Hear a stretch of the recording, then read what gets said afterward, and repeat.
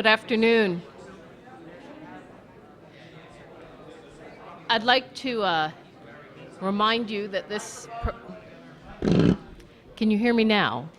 Much better. Okay, good afternoon. I'd like to introduce to you this afternoon's breakout panel speaker, Teresa MacBain. But before I do, I want to remind you that this session is being live streamed. So if you are a Twitter person or savvy online and wish to remind your friends who are not here, they can go to conference.americanhumanist.org and see this session live as we go. So, Teresa MacBain is a graduate of the Clergy Project. Not only any graduate, but she is the first female graduate of this project. And it has the distinction of being a safe house for ministers and clergy of other faiths who found themselves in the pulpit not believing what they were preaching. So we're trying to integrate those who are willing and able to come over to the Humanist Society, and Teresa is one of those who has chosen to do so. So I'm very happy and excited that she is now a Humanist celebrant also. She became a non-believer after more than 20 years of her ministry. So anyway, she's now the executive director of the Humanists of Florida Association, which is one of the most robust local chapters and affiliates of the American Humanist Association in the country. So I'm very proud to be able to introduce her. And I've also been told I must inform you that she has a Yorkshire Terrier who is named Nikki Tesla. So there are two little Yorkies that bear our scientific idols' names. I give you Teresa MacBain.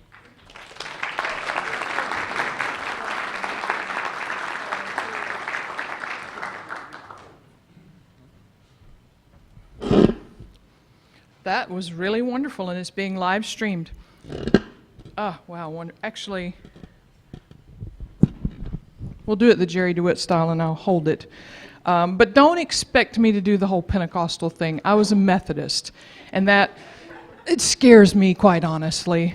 Now, feel free if you want to raise your hands, if you want to do the Darwin, if you want to run circles and do the whole holy roller thing, that's perfectly fine with me. You won't scare me. Yeah, laughing is appropriate. Gotta get a drink here. I'm so happy that I was invited to come and be a part of this conference in the American Humanist Association and to share this talk with you, which the first slide is not up yet, but I'm going to talk to you about community. Now, this is something that you've probably heard buzzing around our movement for a few years. Has anyone heard somebody say things like, why can't we have religious or groups that resemble religious organizations? Maybe you've heard of humanist churches that are popping up. One of our former Clergy Project members in Houston has a group called Houston Oasis, and it's exactly that. It's a humanist church. There's an atheist church in the UK, and there are other things and other groups that are coming about that are similar to that. And most of you have heard of those things, right? So I'm not going to talk to you about how to start a humanist church. I'm not going to talk to you about the ways that you can develop your community into some type of organization like that. I want to talk to you just for a few minutes about what community is and whether we need it or not. So I decided that the yellow brick road would be a perfect metaphor for us. When I was dealing with my own issues being a pastor and questioning my faith, it seemed that the Wizard of Oz became my go-to moment. I didn't want to look behind the curtain because I knew what was back there, but eventually you just have to kind of pull the thing back and face reality. Yeah, that's where I was for quite a while. So we're going to stroll down the yellow brick road, if you will indulge me for just a little bit. Community. What is community? Is it just a gathering? Is it a church? Is it limited to a religious structure?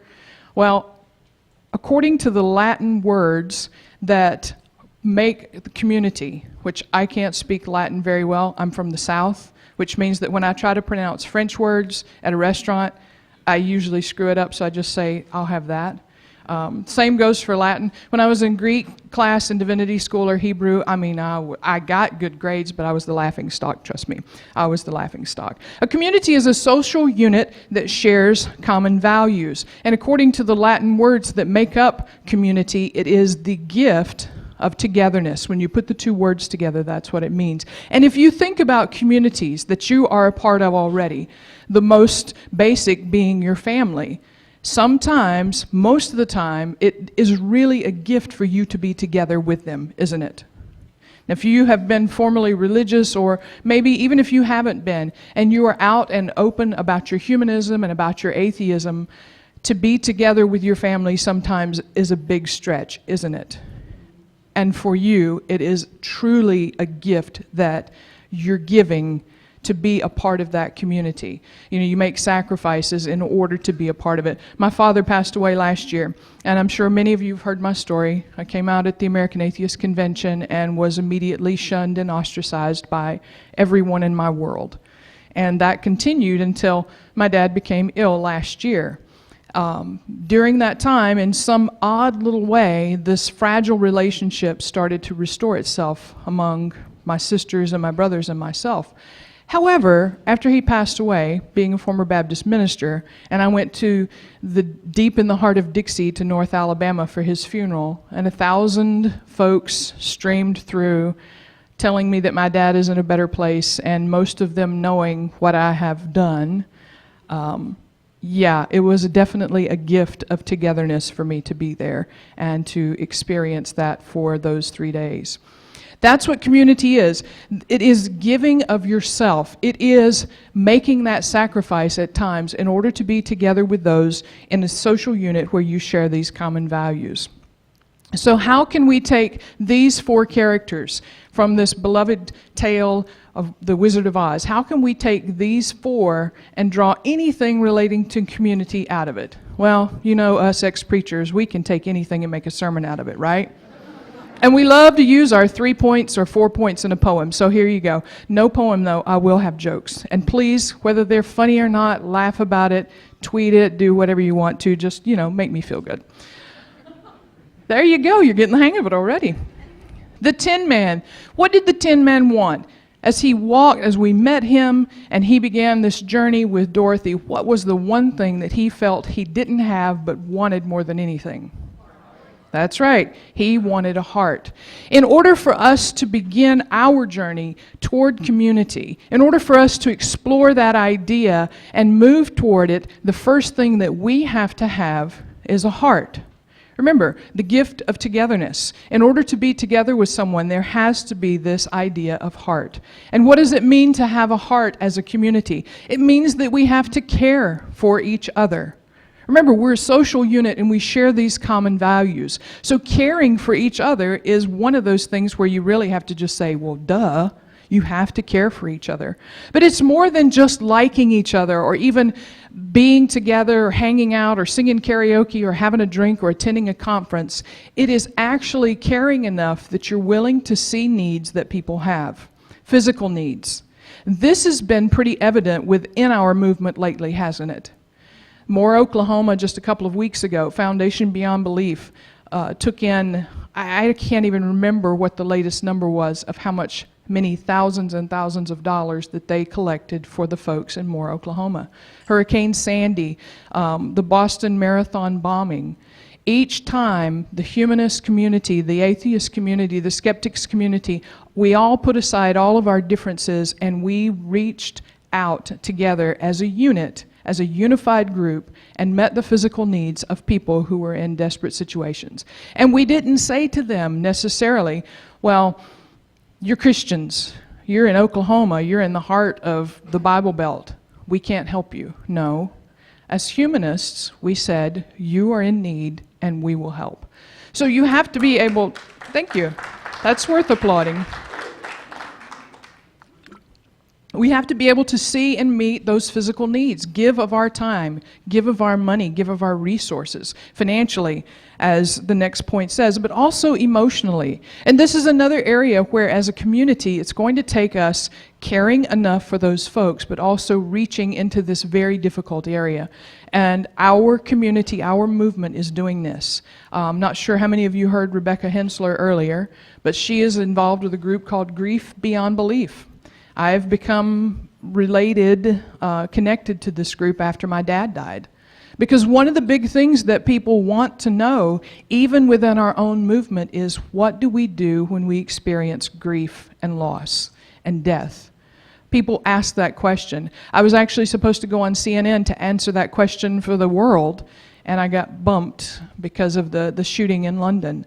But I was really excited that the news media wanted to know how atheists deal with grief and loss, and where do we find healing. I think those are important things that we need to deal with, and we need to offer these, care enough to offer these to the members of our community. Things like depression, difficult family situations. You know, when you're in a religious community, you know exactly where to turn to for help, right? You call your preacher, don't you? I mean, how many times, those of you who were formerly religious, you called your pastor in a time of difficulty?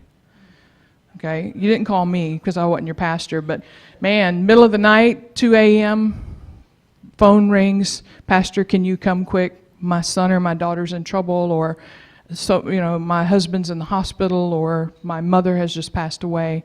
We know exactly where to turn to when we're a part of that type of community. But as people that participate in the free thought community, where do we go? We need to care enough to develop those resources and to offer them to each other. The 10 Men also lets us know not only do we have to care for each other, but we can't pick on each other. We have to put up with each other. And sometimes that's the hardest part of being in community, isn't it? Is putting up with each other. Because I personally don't have any little idiosyncrasies or crazy little things or... Why are you laughing? I mean, seriously, come on. I said laugh at the jokes. That wasn't a joke. You're hurting my feelings. Some of you in the back who really know me are laughing the hardest, so that really makes me feel good. Don't pick on each other. Give each other a little bit of, and I hate to use the word grace, but that's exactly what it is. Not grace in the religious sense, but grace in the sense of, you know what? I'm going to let you be that eccentric person because I care for you enough to let you be who you are. And not judging each other. I've noticed that in the religious community, they're a little prone to judge, right? Even though the Bible says clearly, judge not lest you be judged, right? However, in the free thought community, we've brought that habit over with us, haven't we? And we can be very judgmental at times. The funny thing about judging that I've found throughout my entire ministry, and it really holds true, is that we judge people and hold them to a certain standard that we are unwilling to hold ourselves to.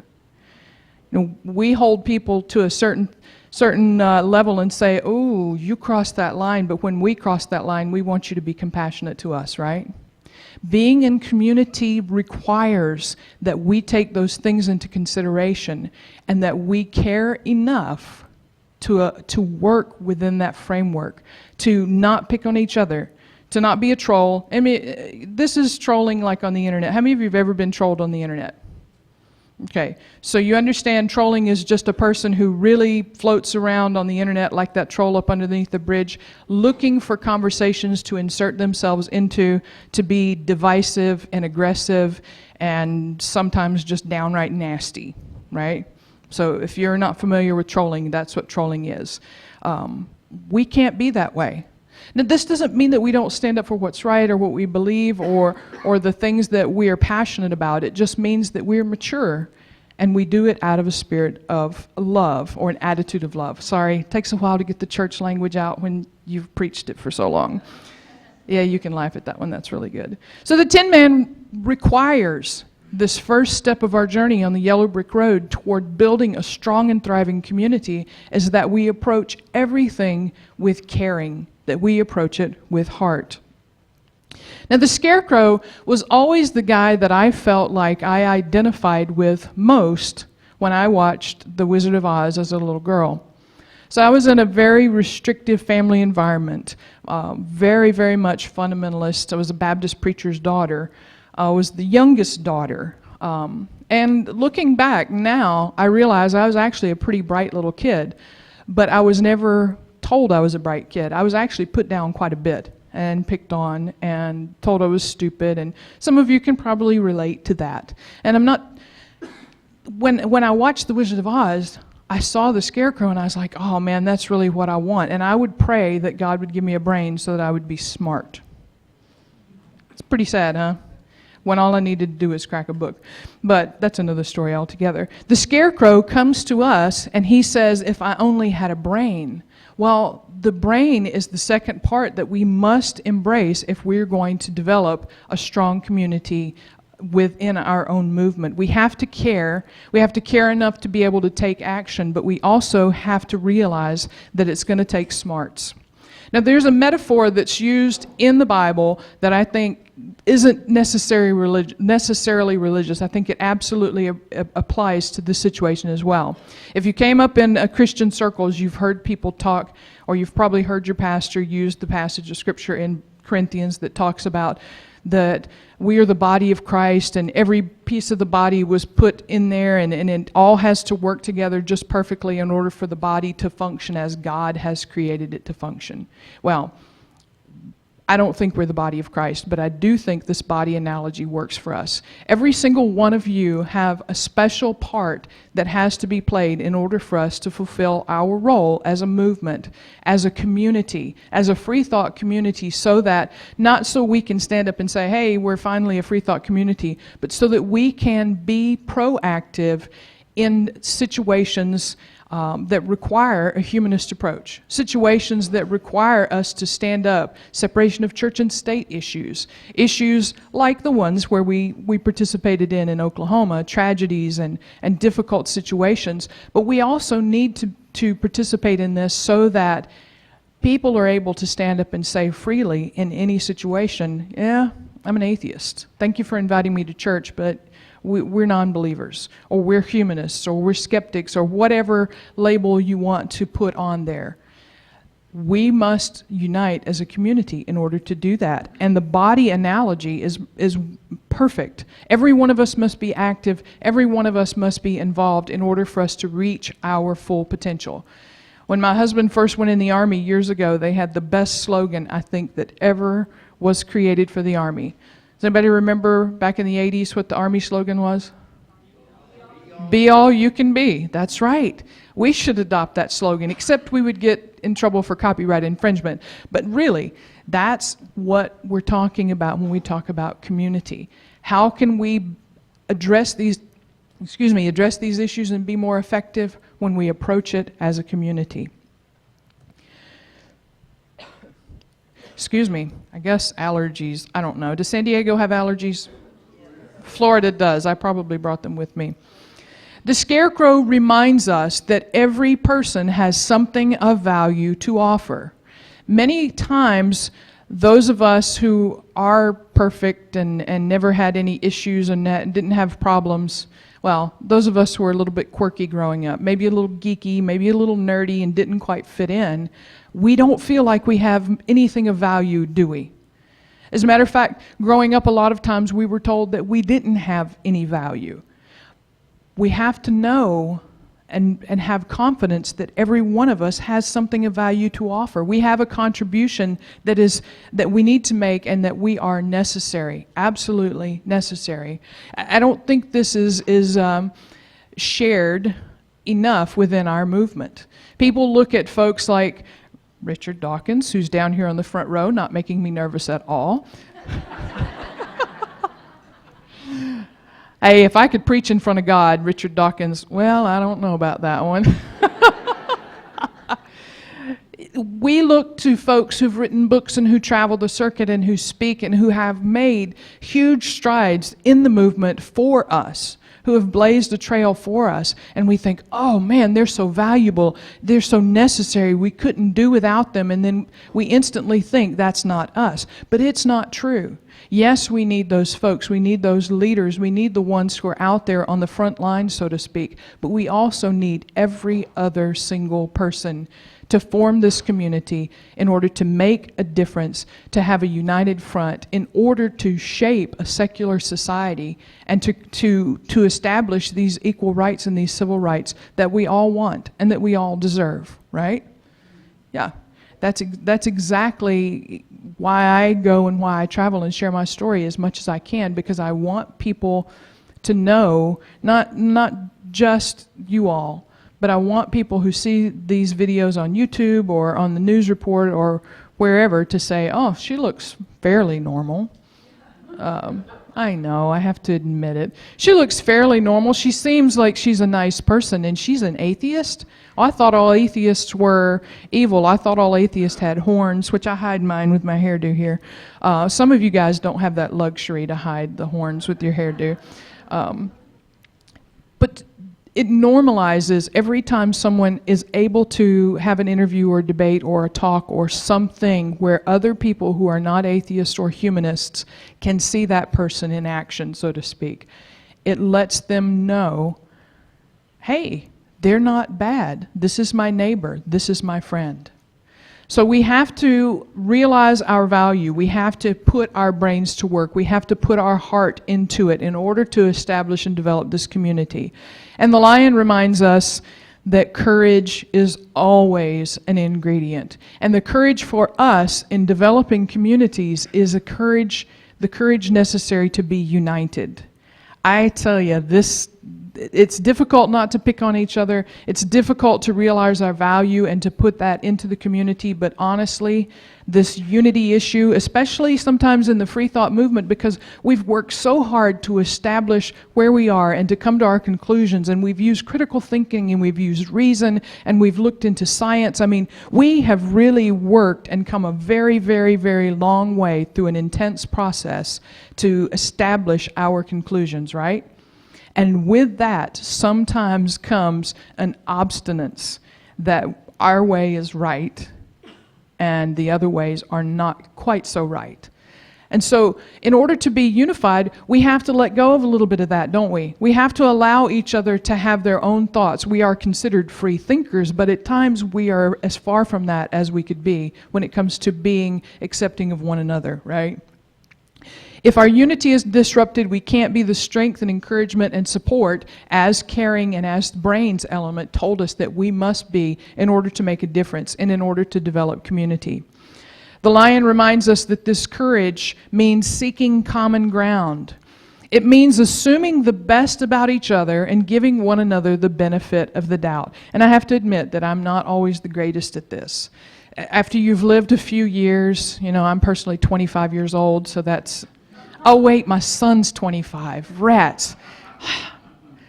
Okay, so I've lived long enough and I've been involved long enough in the world to be skeptical, to be very skeptical of people. And so giving people the benefit of the doubt or assuming the best about them is not my first impulse anymore. I'm more cynical about it. But within our community, we have to reach outside of that and try to give that benefit of the doubt to another person for the sake of unity. And trust me, it takes a lot of courage for us to do that.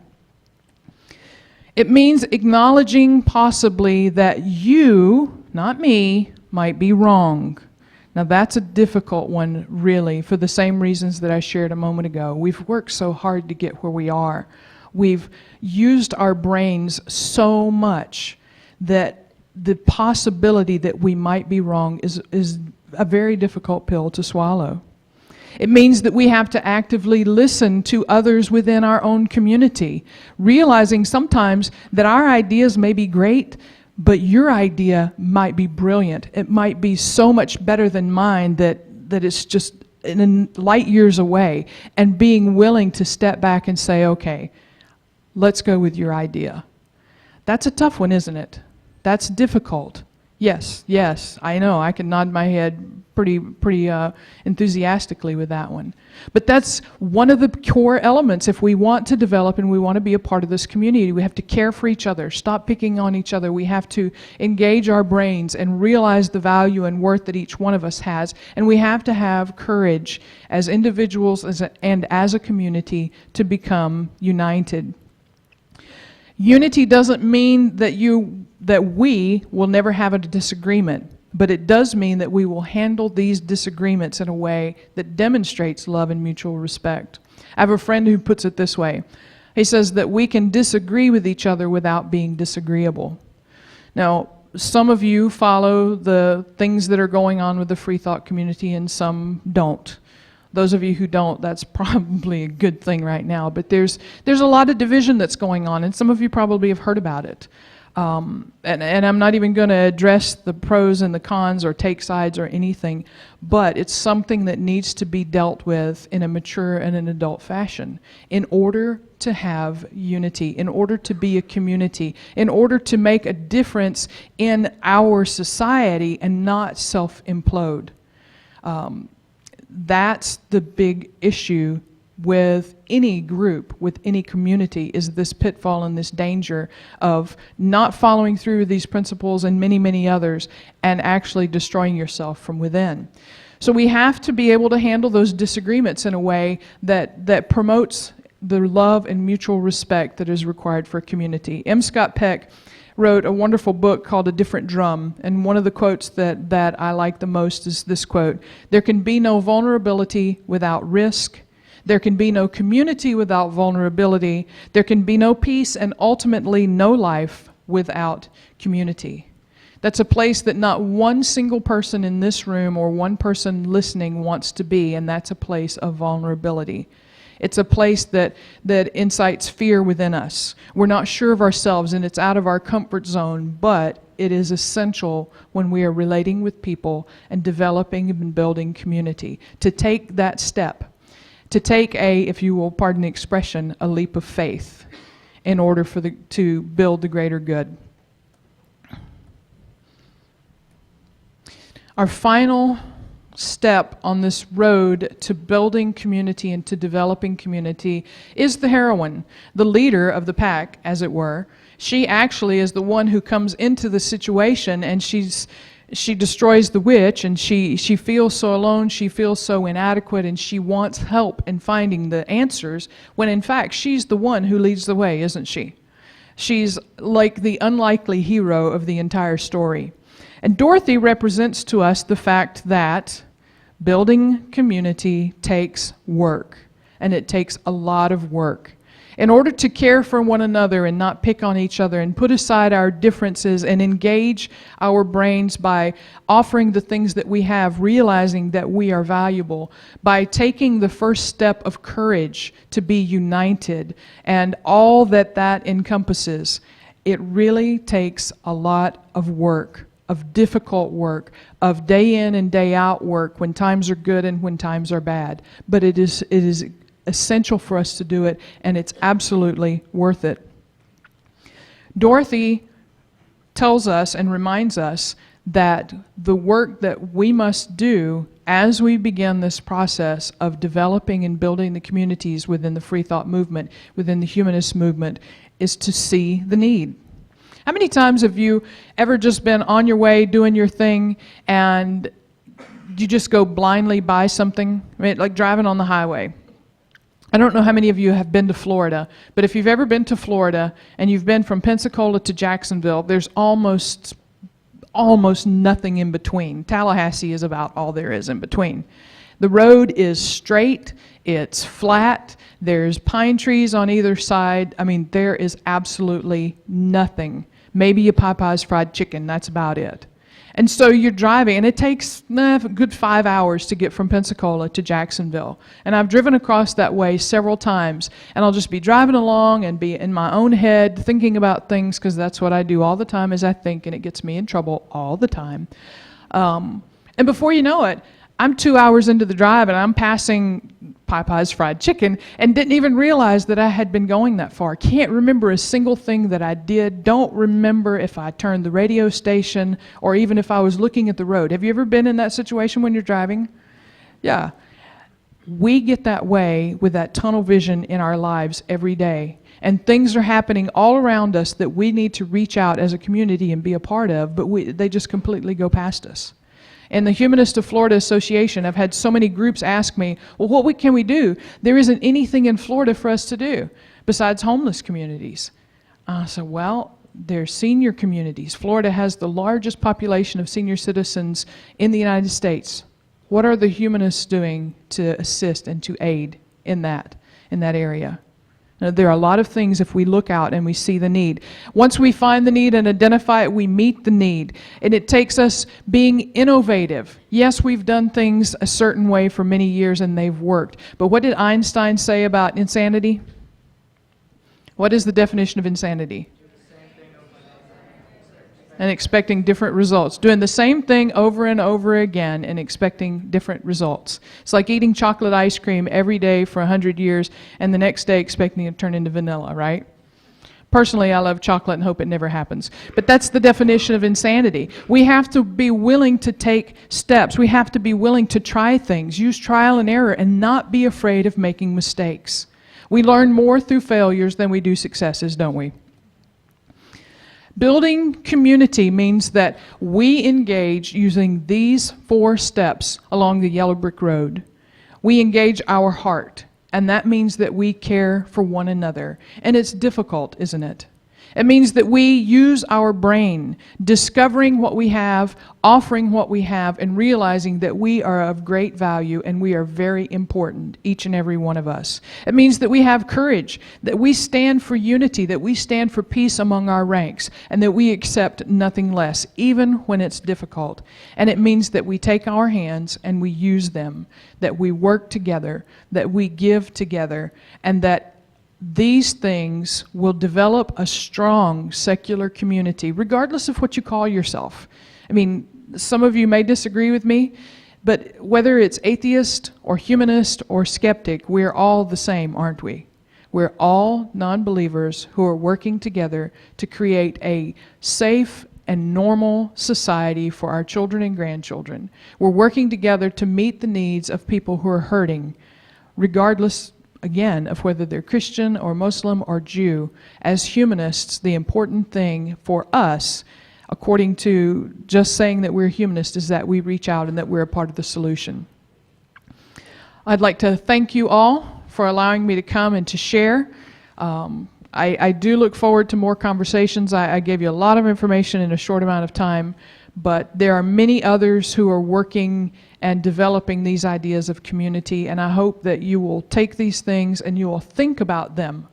We're free thinkers, remember, and that you will consider whether you fit into this process in one way or the other. My hope is that you will say yes, because it's when we are all together, as I said, that we can really make a difference. We can really stand together and show our world, our country specifically, that we're here and we're here to stay. Thank you very much.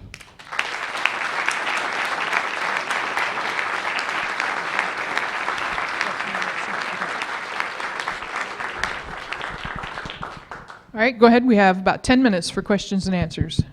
Yes, I'd just like to know, now that you made such a life transition, what are your goals personally? To wake up, no, seriously. My goals personally, my goals are just to continue this process. I've only been out and open and public for about a year.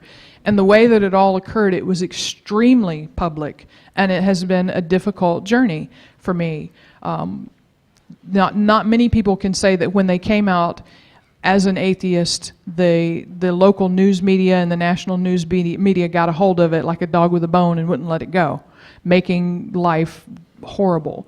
So my personal goal is just to continue to work through that process and try to deal with my own inner demons at the moment, which are waking up in the morning and doing my job some days. Professionally, I really enjoy going and sharing my story and talking to different groups.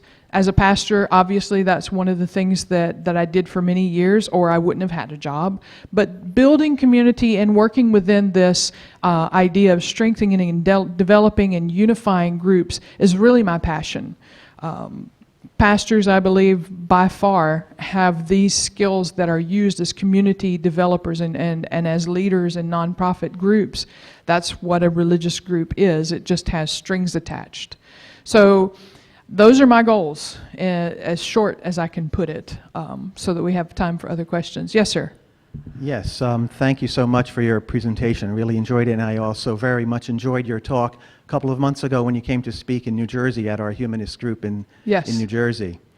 I'm Pat Colucci with the Human Light Committee, and one of the things I like to do is to help spread awareness of the secular December holiday of Human Light, and it's something I think very related to what you're talking about, and I wanted to just mention to everyone, for those who might not be aware, because it is still a new holiday, that Human Light, one of the most important aspects of the holiday in December is to provide community building of the humanist community, because celebrating holidays together helps form social bonds and helps provide, an avenue for creating traditions of togetherness and sharing amongst the humanist community. So having a holiday that's secular oriented and celebrates and expresses very positive humanist values can be a very important tool for helping build community amongst people of a secular, free thought, humanist orientation. So I felt exactly like very right. in tune with what you're talking about, and I'm hoping that if there's anyone who wants to know more about it, they can come and see me or check out the website humanlight.org. Okay, Thank you so much. Thank you. And he's exactly right. Ritual, holiday, shared celebrations, eating food together, music, all of those things are pieces to developing the bonds of local communities. So thank you for sharing. Yes, sir. My question is, how is it possible for you so uncannily to have understood exactly what was in Yip Harburg's mind when he wrote those lyrics? The reason I ask you that is that he was my stepfather, and I sat in the corner and listened as this marvelous collection of ideas was put into songs in The Wizard of Oz, and I know that what you were saying is exactly what he was thinking. He was a humanist before the word, I think, was properly understood. And I'm so impressed that you were able to do that. Now, I'm asking you something that may not be answerable. As a professor of psychiatry and psychoanalysis, I know that this kind of thing is unconscious. But to the degree that you're aware of how you did that, I would be delighted to hear. 3 years ago, I would have said that it was divine inspiration. Now I don't think so. I don't know. That's absolutely interesting. I didn't know that, and I'm glad you shared it. I mean, I am on the spot here. All I can think of is great minds think alike. How's that?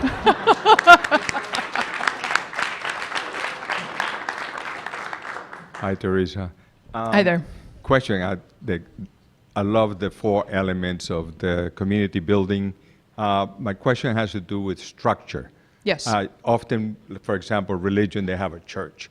Yes. There's a structured place that you go to, or Yes. a temple, and you do all the ceremonies, the rituals. So what are the humanist structures available to us? I mean, I'm in the Bay Area. We meet in somebody's house. We kind of all the public library, et cetera, like that. But it's like, so what recommendations do you have for us humanists to have structures of community? That's an excellent question, and actually I was having lunch with a couple and we talked about that. There has been a lot of discussion in this area about the identity that people in religion draw from the structure, from their church. And it's in their community, and it's their home. They refer to it that way. Oh, that's my home church. So there is this idea that's floating around that needs to be developed more. There by people who are a little bit smarter than I am, that humanist community centers that are placed in different, in Jacksonville or Tallahassee or San Diego would give that same sense of structure and belonging and nourish that community even more.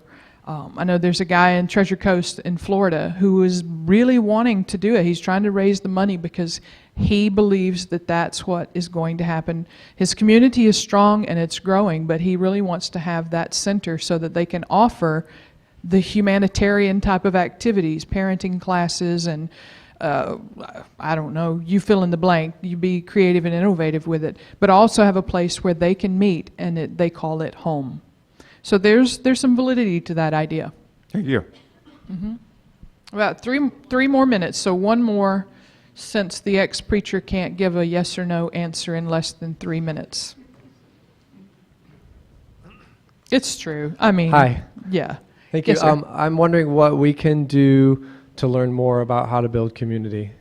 There are a lot of initiatives that are going on in some of the organizations, including the American Humanist Association. Behind the scenes, there are a lot of other things that are going on with groups across the U.S. I think if you want to learn, I'm trying to think of a good resource that you can go to, Harvard Community. Greg, is that you back there? Yeah. Yeah. We're studying this at Harvard. We're launching our own 2,700 square foot Humanist Community Center at Yeah. Harvard Square in September. We're going to write a book about it. We're going to study you and your ideas and that of other Clergy Project members. Release that book Yeah. and hopefully other resources in 2015. We're going to really try to do this as a movement. Yeah, that's a good resource. Awesome talk. Oh, thank you. Love this. I love you, Greg. Thank you very much. So that's the Humanist Community of Harvard. If you just Google that or get with Greg Epstein, he's over here in the corner if you want to have some really practical hands-on stuff about what's happening right now involving building of communities and developing communities. So 1 minute. All right, I got to talk fast. The Clergy Project Yes. probably needs some extra funding.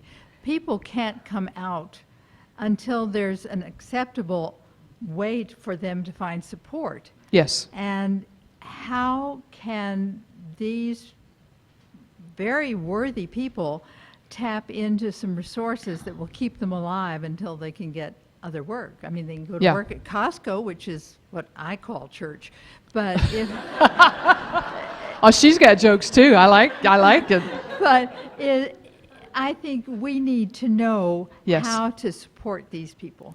Well, there people. are ways to do that financially, and yes, the financial impact is huge.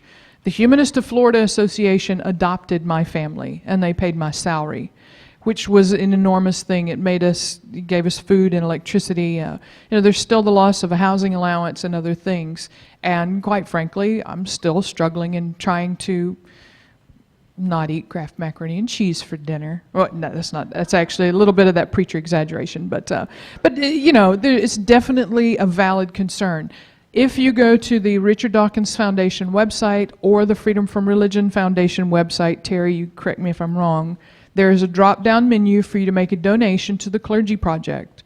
The Humanist of Florida also has been collecting funds for the Ex-Clergy Project. Those funds go directly to the Clergy Project. However, our website is currently being redesigned, and I have no address to give you to make your donation. But if you'd like to give me a check made payable to the Humanist of Florida with Clergy Project in the bottom memo line, I'll be happy to take that and get it to the appropriate folks. That it for us? Okay, that's it for me. Finished on time. Yay!